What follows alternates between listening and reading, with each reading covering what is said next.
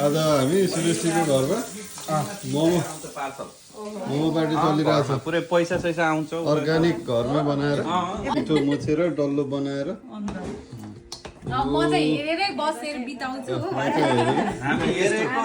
हामी दुश्मन हेरेको हेरै हो। दुश्मन त तिमी हो नि। यसो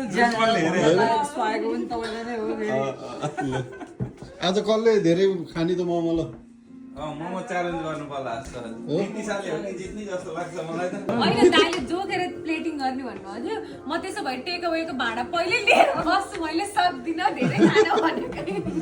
कस्तो लाग्यो कुकुरको ए बवाल रहेछ यार कुकुरको त लाइफ बवाल छ। खै त यसलाई पहिला खान दिने होला नि त हामीले खानु। हामीले खाएको त्यसले कहाँ खान्छ र खानु त्यसको छुट्टै हो के देऊ नि त यसलाई। ल मोमो सुरु भयो खाँदैछौँ हामी।